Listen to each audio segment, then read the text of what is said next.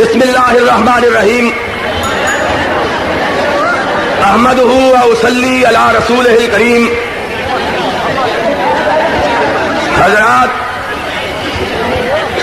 میں جب اسٹیج کی طرف بڑھ رہا تھا تو بے شمار لوگوں نے راستے میں آتے ہوئے مجھے رکے دیے. کوئی سوال کچھ کر رہا ہے، کسی نے کچھ سوال کیا. ایک سوال بہت سے رکوں میں مشترک ہے اور وہ یہ ہے کہ اہل حدیث اب تلک کیوں سوئے رہے، آج کیوں جاگے ہیں؟ کیا سبب ہے کہ پہلے ہم نے ان کی نہ للکار سنی نہ ان کی یلغار دیکھی. آج ہم ان کی پکار بھی سن رہے ہیں، ان کی للکار بھی سن رہے ہیں اور ان کی یلغار بھی دیکھ رہے ہیں. ایسی یلغار کہ جس کو دیکھ کر بڑے بڑوں کے پتے پانی ہو گئے ہیں. اور وہ لوگ جو کل تلک یہ کہتے تھے کہ اس ملک میں اہل حدیث کا کوئی وجود نہیں، آج ہمارے دو ہی اجتماعات کو دیکھ کر یہ بات کہنے پر مجبور ہو گئے کہ ایسا معلوم ہوتا ہے اہل حدیث زمین سے اگ پڑے ہیں یا آسمان سے برس پڑے ہیں. لیکن میں یہ سمجھتا ہوں کہ یہ جو سوالات لوگوں کے ذہنوں میں آئے ہیں، ان کا جواب اگرچہ ایک لمبی نشست کا محتاج ہے، لیکن پھر بھی میں اپنی اصل بات کے آغاز سے پہلے مختصر سی تاریخ بیان کر دینا ضروری سمجھتا ہوں تاکہ لوگوں کو یہ علم ہو کہ اہل حدیث نے اس بر صغیر میں مدت مدید سے کتاب و سنت کی شمع کو فروزہ رکھا، لیکن براہ راست اب تلک سیاسیات میں کیوں نہیں آئے؟ اس کا سبب جو تاریخ دان ہیں وہ جانتے ہیں کہ اس کی بڑی وجہ یہ ہے کہ جب اس بر صغیر میں انگریزی استعمار کا طوطی بولتا تھا تو اس بر صغیر کے بہت سے مسلمانوں کے گروہ ایسے تھے جو انگریز کی فوج میں بھرتی ہو کر کعبہ تک پہ گولی چلانے کے لیے آمادہ و تیار ہو گئے تھے. اور انہوں نے آج جس بغداد کو بغداد شریف کہتے ہو، اس بغداد پہ حملہ کرنے والی انگریزی فوج میں بھرتی ہو کر شیخ عبد القادر جیلانی کے مقبرے پر گولہ برسانے سے بھی دیر نہ کیا تھا.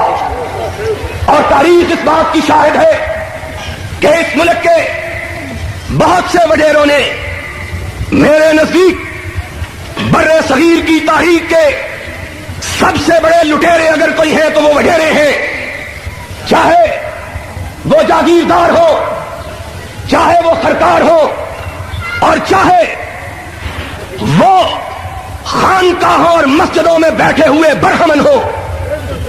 انہوں نے اس ملک میں انگریز کی فوج میں بھرتی ہونے والے ان مسلمانوں کو تعویذ دیے جو بغداد میں شیخ عبد القادر کی مسجد پر اور ان کی قبر پر گولہ باری کے لیے جا رہے تھے کہ ان تعویذوں کو باندھ لو، مسلمانوں کی گولیاں، بغداد کا دفاع کرنے والوں کی گولیاں تم پہ اثر نہیں کریں گی.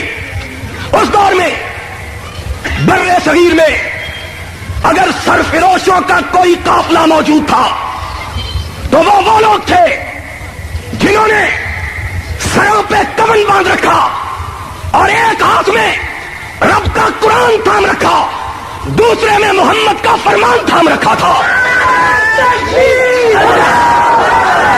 انہوں نے اس ملک میں انگریزی استعمار کو للکارا، اس کی راتوں کی نیند کو حرام کیا.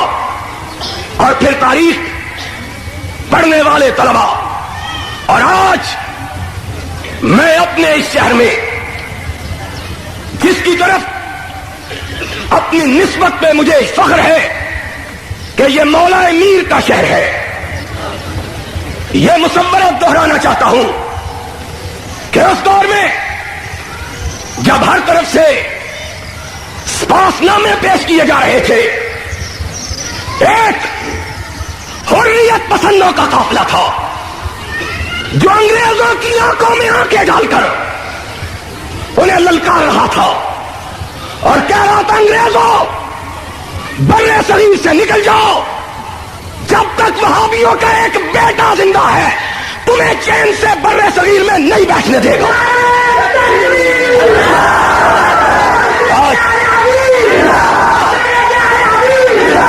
آج لوگ تاریخ کو بھی فراموش کر بیٹھے، لوگ بھول گئے۔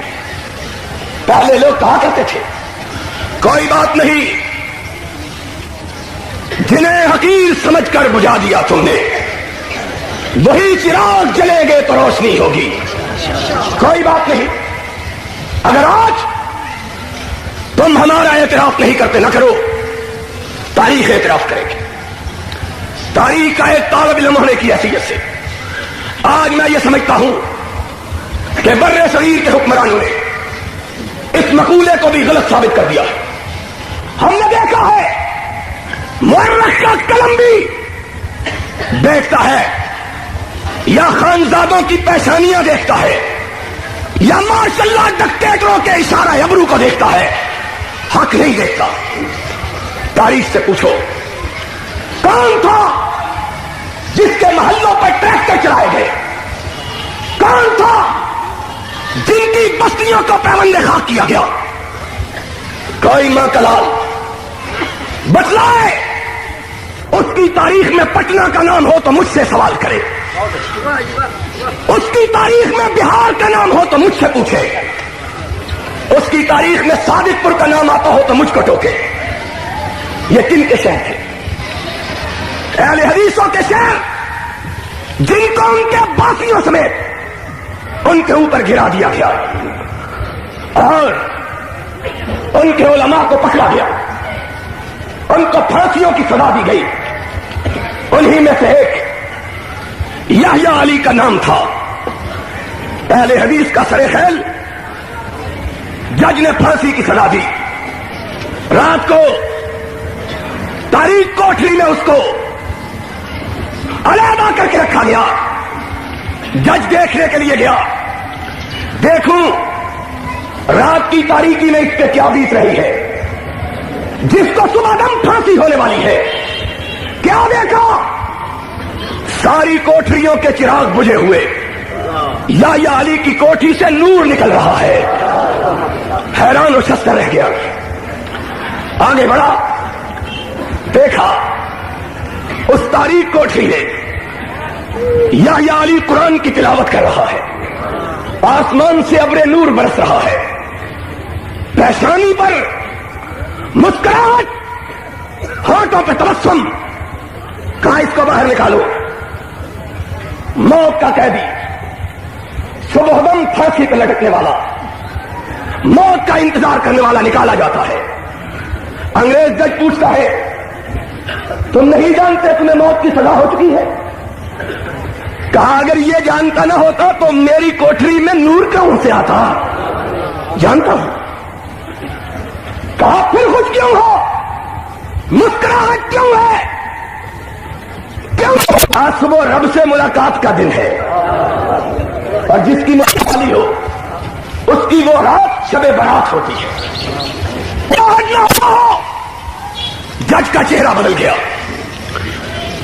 سنو، میں اہل حدیث کے بیٹے تجھے پھانسی چڑھا کے خوش نہیں دیکھنا چاہتا، عمر قید کی سزا۔ اور کہا گیا اس کی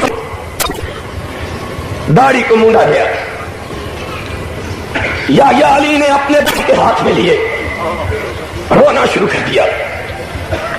حیران رہ گیا، موت کی سزا سنی نہیں رویا، داڑھی مونڈی کی رو پڑا۔ کہا کیوں روتے ہو؟ کہا اپنی بدنصیبی کی خوش نصیب ہوں۔ 100 سوچتا ہوں مجھ سے زیادہ اللہ کی بارگاہ میں زیادہ مقدس نکلی وہ کٹنے کا شرف حاصل نہیں ہوا ہے. اس یعنی غلام رسول نے ہمیں تاریخ کے مجاہرین میں لکھا نے اس کی ساری بستی پر بلڈوزر چلوا دیا.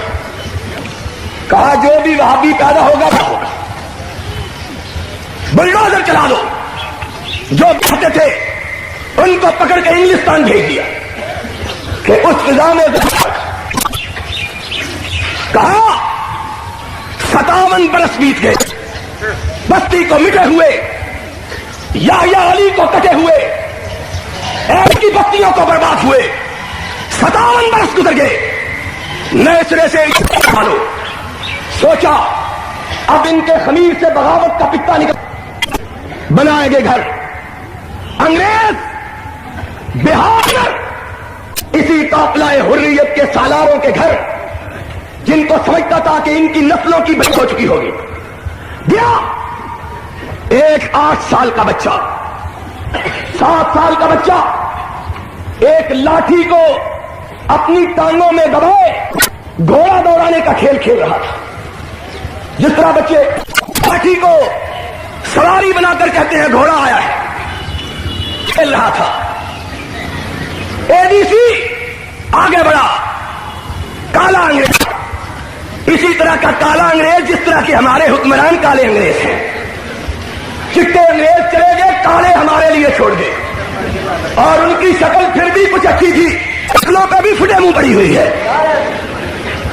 کالا انگریز آگے بڑھا, اس نے دستک دی, کہا صوبے کا گورنر آیا ہے. بول رہا تھا, صوبے کا گورنر اترا, گھر کا بڑا سربراہ استقبال کے لیے نکلا. بچے نے جب گورے کو دیکھا اپنی لاٹھی کا رخ انگریز کی طرف کر لیا اور اس طرح اس کے دستے پر ہاتھ چلانے لگا جس طرح رائفل کے ٹریگر پہ ہاتھ چلاتے ہیں. اس انگریز نے دیکھا, بچے کا باپ پریشان ہو گیا. چھوٹا سا بچہ یہ کیا کر رہا ہے؟ کہنے لگا مولوی صاحب اس بچے کو چھوڑ دو, جب تک وہابیوں کا ایک بچہ بھی زندہ ہے اس کے سینے میں انگریز کی نفرت موجود رہے گی.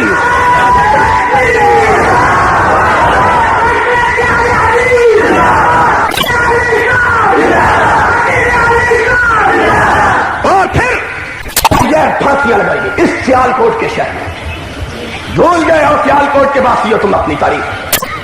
تمہیں یاد ہو کہ نہ یاد ہو, مجھے یاد ہے سب ذرا ذرا. تمہیں یاد, اور جسے آپ کہتے تھے باوفا, جسے آپ کہتے تھے آشنا, میں وہی ہوں مومن مبتلا. تمہیں یاد ہو کہ نہ یاد ہو, تمہیں نہیں یاد. اس سیال کوٹ کے اندر وہابیوں کے لیے پھانسیاں لگائی گئی. صرف بنگال کے اندر 1 لاکھ اہل حدیثوں کو پھانسی پر لٹکایا گیا. اور کسی کا ماضی اتنا حسین ہو تو لے کے آؤ. ایک لڑکی صرف ایک باپ کی لاش اٹھا لائی ہے, اور تم تو 1 لاش لے کے آ گئے ہو, اور میری لاشیں کوئی اتنی بے شمار ہیں جن کو میں اٹھا بھی نہیں سکتا ہوں. میں کس طرح اٹھاؤں؟ تم تو اٹھا کے آ گئے شہر شہر میں. اور میرے بھائی اخبار نویس لکھے, میں چیلنج دیتا ہوں, اور ان لان کا نہ لکر کوئی نہیں ہوگا کہ کبھی کا بوریا بستر چوک کے نس گیا ہوں. ہاں تو جب تک کرائے کے مکان لینے والے مولوی کا بستر اس کو رکھا نہ جائے تب تک وہ مکان نہیں چھوڑتا ہے. سنو ذرا بات,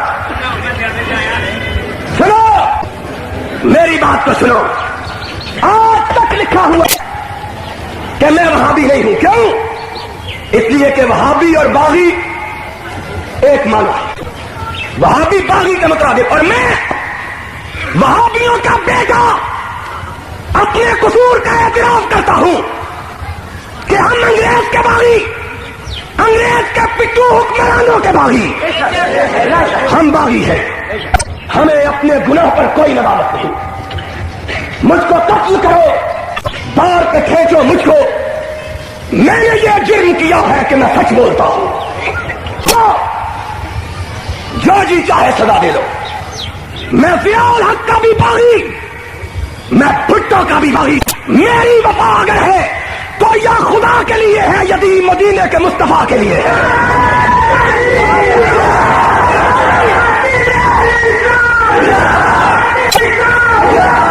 اور کسے کے کشتہ نشد پیلا مانیس، اور جو باغی نہیں ہے وہ اہل حدیثوں کی فہرست سے اپنے نام کو کٹوا. ہم باغی ہیں، ہم باغی ہیں، ضیاء ماشاء اللہ کے باغی. ہم باغی ہیں اہل حدیث. اور بولو اہل حدیث، اونچی بولو اہل حدیث. تمہارے باغی، تمہارے قانون کے باغی، تمہارے جھوٹے ماشاء اللہ کے باغی، اور تمہارے پناگیر جنیجو کے باغی. وزیر اعظم لان واسطے تمہیں کوئی بندہ نہیں سی لبتا، سانو کہنا سی اسی ساجن میر لوا دینا سی. دیکھو اس کا چہرہ دیکھو، ایسا معلوم ہوتا ہے جیسے کالو قوال آ گیا ہے. یہ وزیر اعظم اور ہم کہتے ہیں تو کہتا ہے ہم ہی گر نہ ہوں گے تو کیا رنگے محفل، کسے دیکھ کر آپ شرمائیے گا. سبحان اللہ، واقعی تمہارا چہرہ دیکھ کر شرم آ جاتی ہے. ہم اس بد نصیب ملک کے باسی ہیں جس کا وزیر اعظم یہ ہے. وزیر اعظم ہے حاجی یوسف، انہوں کو لانا کی دکان ہی کھول دے گجرا والے. اور کہتا کیا ہے سنا، آج نظام اسلام کی بات کرتے ہیں. کچھ ہم سے کہا ہوتا، کچھ ہم سے سنا ہوتا. نظام اسلام کی بات کرتے ہو، اور جب یہ سامنے نہیں 77 کی تاریخ میں، 77 کی تاریخ میں مال روڈ پہ گولیاں کھا رہا اور اپنے جوانوں کو ساتھ لے کر سرور کائنات کی علم کو لہرا رہا تھا، یہ جنیجو پیر پگاڑوں کی لتا کٹ رہے تھے. مجاہد دیکھو، مجاہد بڈی کتنے گئے ہجڑا ہے، کہتا ہے بڈی اور بس کر. اور ہمیں ڈراتے کیا ہے، کہتے ہیں یہ لڑکی آ گئی ہے. وہ لڑکی سے مرد نہیں ڈرتے، ہجڑے ڈرتے ہیں. لڑکی سے مرد، اور عورتوں سے کبھی مرد بھی ڈرتے ہیں. اور بولو، اور سیال کوٹی ہو تھی تو بڑے بہادر لوگ بول دے کیوں نہیں. اور کبھی لڑکی سے مرد ڈرے ہیں، ہجڑے ڈرتے ہیں، ہجڑے. کمر پہ ہاتھ رکھ کے کہتے ہیں یہ آ گئی ہے، اب ہمارا کیا بنے گا، تمہارا مربع بنے گا. ادھر سے یہ ڈوئیاں مار رہی ہوگی، ادھر سے اہل حدیث مولانا عبداللہ کی سوٹی مار رہے ہوں گے.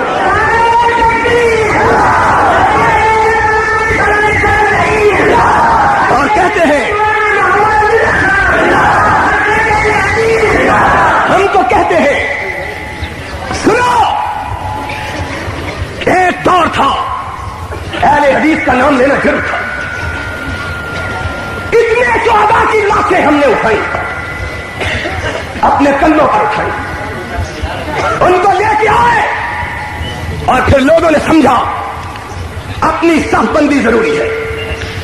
جب تک صف بندی نہ ہو، یہ پسے ہوئے انگریزی استعمار کے اور انگریزی استعمار کے گماشتوں کے، ان کی مانوی اولاد کے پیچھے ہوئے. جب تک یہ سانس نہ لے لیں گے تب تک نئی لڑائی لڑ سکتے. آج بابیوں نے سانس لے لیا ہے، اور بولو اہل حدیثوں نے سانس لے لیا ہے.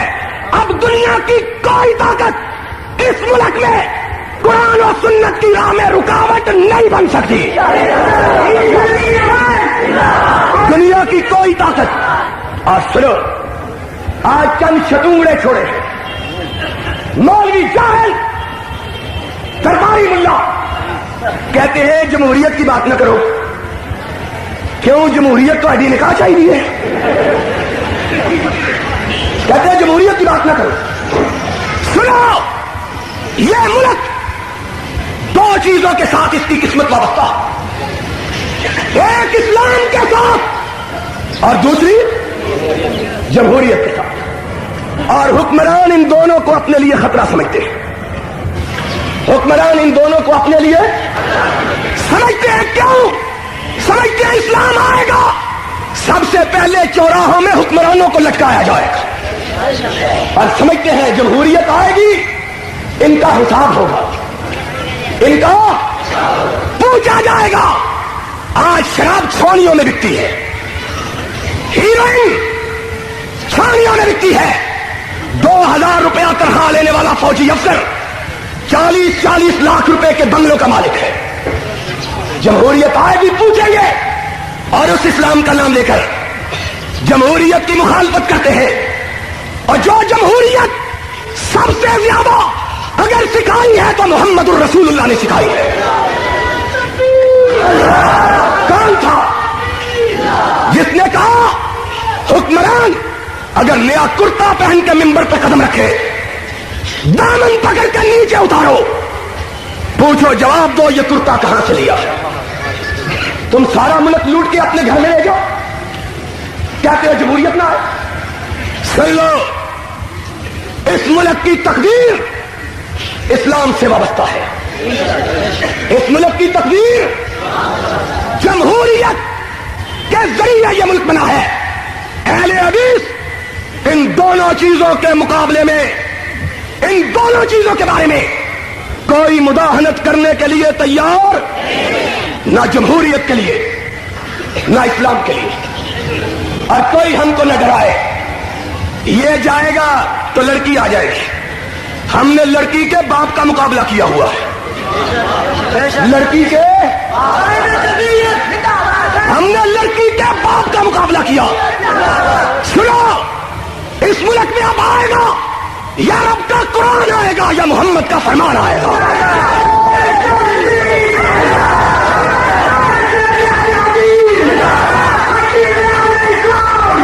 حضرات, میں آخری بات کہ نماز کا وقت ہونے والا ہے یہ کہنا چاہتا ہوں.